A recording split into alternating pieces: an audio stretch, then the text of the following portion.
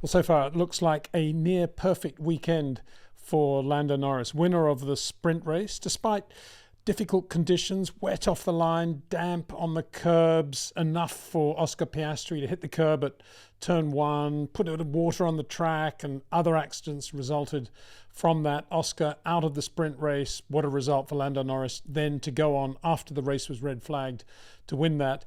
And then to get the pole for the Grand Prix proper on Sunday. It wasn't an easy thing. This was a day when the wind changed from the north to the northeast. There was crosswind, there was tailwind. But above all, the issue was how to get the tyres to work. Not easy because this is a very hard range of Pirellis. The temperatures are relatively cool for Brazil. And we'll get on in a second to what happened to Max Verstappen and Red Bull. They didn't even get out of Q1. Lewis Hamilton didn't get out of Q2. Fernando Alonso didn't get out of Q2. Charles Leclerc was on the bubble.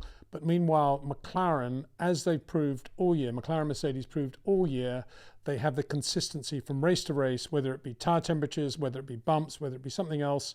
They are always there, more or less, in the mix. And here in Brazil, it is the class car yet again. Lando Norris making perfect use of it.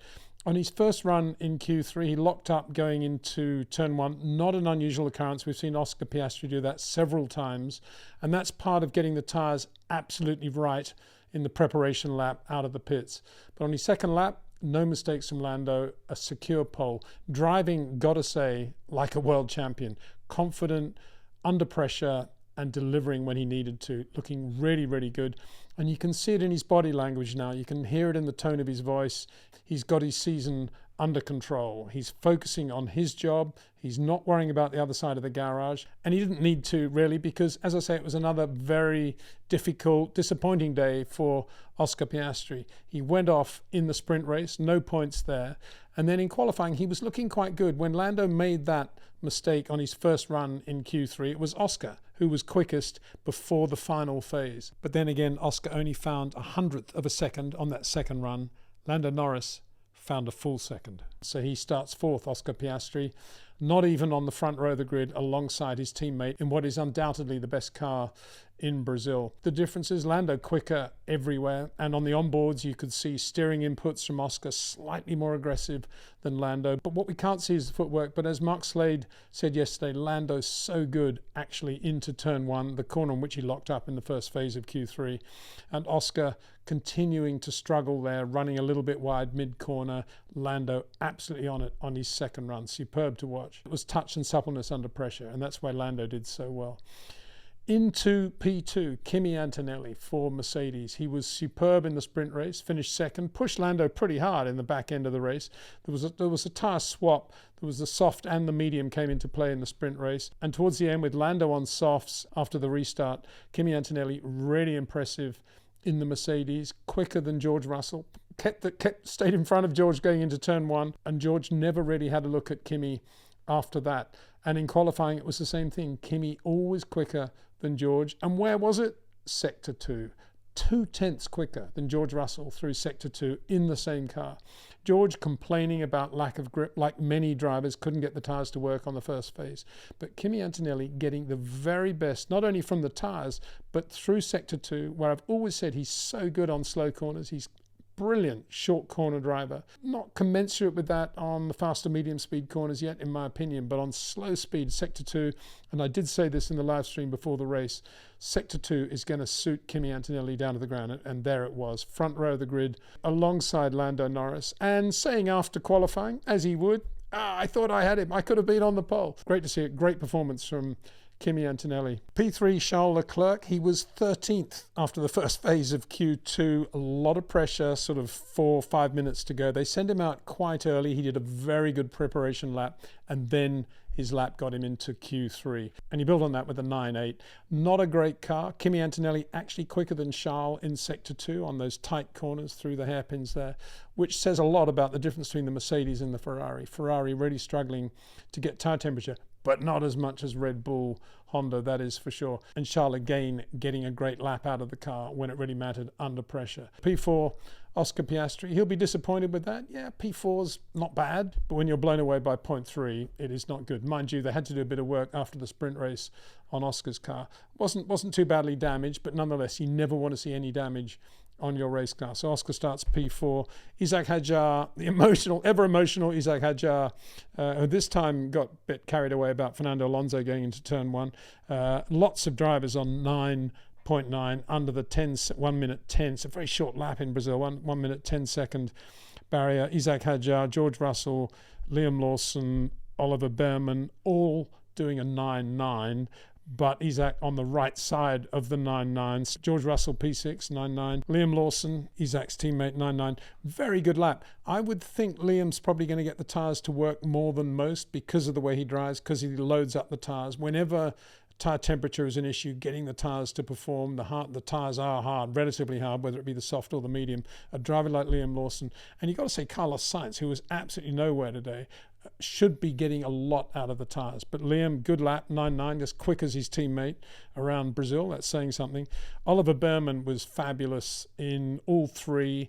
Went out early in the second phase of Q3. He was first out on track. Maybe he didn't get the track when it was at its quickest, but very, very good job for Haas Ferrari, not only to get into Q3, but to be there or thereabouts throughout qualifying as well, in terms of top 3, top 4.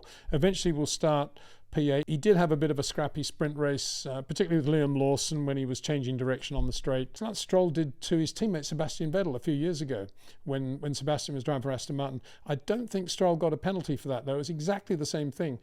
He just moved a little bit over on Liam after messing it up a little bit coming out of turn 3. And he's got a penalty point for that. But another example of how good Oliver Behrman is, what a talent he is. He's aggressive in traffic. He lets the car dance over the bumps. He's right on the edge, but very, very quick. Lovely to watch. And Nico Hülkenberg, who I said earlier in the week might get yet another great result in Brazil. He's been on the pole there before, remember. P10 for Sauber Ferrari. Two big shunts in the sprint race. One, Franco Colapinto went off on the water, probably put up by Oscar Piastri when he hit the curb and water splashed on the track.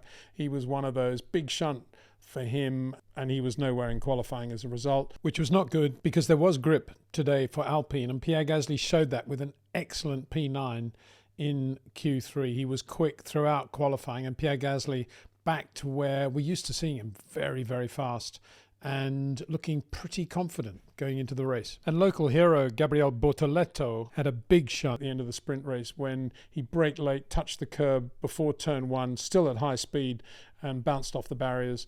I've got to say here, I've never been a fan of sprint race, and I can't imagine that the mechanics and the team principals and certainly the bean counters of the Formula One teams would be very happy with some of the accident damage that we saw in the sprint race today. To what avail? There were not even any points at stake for drivers like Colapinto and Bortoleto. But anyway, sprint races seems to be the thing that they want. It wasn't even a great race for that matter. It was good to see Kimi chasing Lando the way he did. Max drone round to finish fourth. Charles Leclerc drove very well, beat Fernando Alonso in the end, but it wasn't, to my mind, it didn't justify its existence, and we would have been better off having more practice sessions.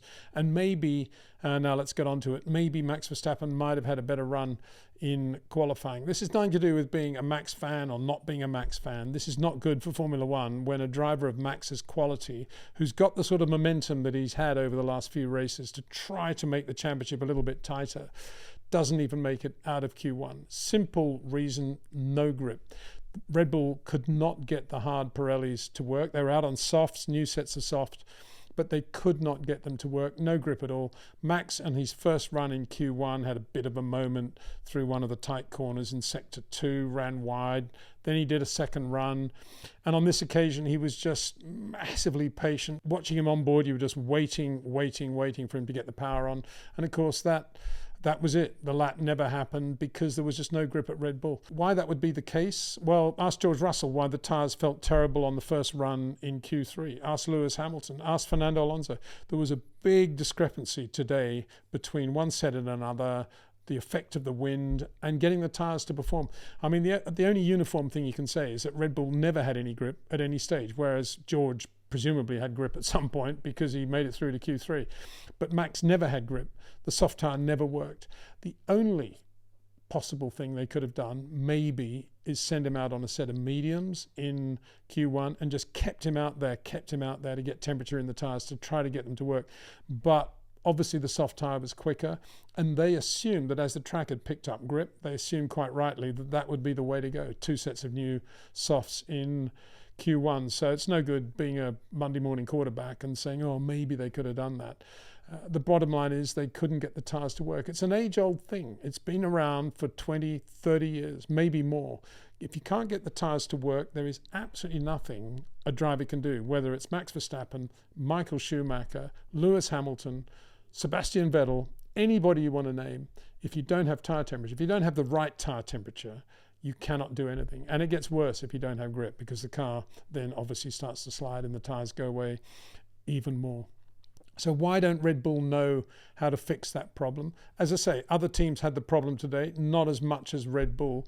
Equally, some teams like, say, Alpine suddenly had a reasonable amount of grip. They probably don't know why they had that grip. It's just that with that car at Interlagos, for whatever reason, they're getting the tyres to work much better than Red Bull are. So that's one of the great mysteries of Formula One. I think it's partly due to Pirelli being in a monopoly and doing these things like making the range harder, and that will affect some teams more than others, particularly Red Bull, where I guess they've been on the edge in terms of their aero envelope ever since, well, basically since Monza, since they've had the new floor. It has worked, but of course it's worked providing the tyres are basically in the right window as well. If they're not, they go right off the edge very, very quickly, as we saw in Mexico. So very frustrating. They don't know the answer any more than, as I say, Alpine know the answer as to why suddenly they've got a lot more grip than they normally have. Just the tyres working. Big black art as ever. So that's the grid. Lando Norris and Kimi Antonelli on the front row. Kimi definitely fired up for this race. It'll be interesting to see what happens going into the first corner. Charles Leclerc, P3 for Ferrari. Very good lap. Oscar Piastri, got to be taking the championship to Lando Norris, but P4 is not a good position for him to be. Isaac Hadjar again showing his talent, and Max Verstappen starting from the back of the grid. The only thing that could happen tomorrow that might make the race more than what we see on the grid at the moment is the weather. It didn't rain really today. It was a little bit wet at the start of the sprint race, but there was this big prediction of rain. Now there is still a prediction of rain on Sunday. If that happens, obviously it's an open book. But at the moment, if it's dry, it'll be a Lando Norris walkover, assuming there are no other major issues, of course. Big thanks to Jetcraft, to OEM Exclusive, to Track Ninja, and to REC Watches. And if you haven't seen it yet, go to the REC Watches website. There are details in the description below this video to look at the 2 latest DNA watches yet to be released, but you can see details of them there. We'll be talking a little bit more about those tomorrow, but one of them is from the Ford Mustang used in the filming of Bullet, obviously starring Steve McQueen, but also with Robert Vaughn and the delicious Jacqueline Bisset. So have a look, as I say, in the description below this video. Take care, see you tomorrow.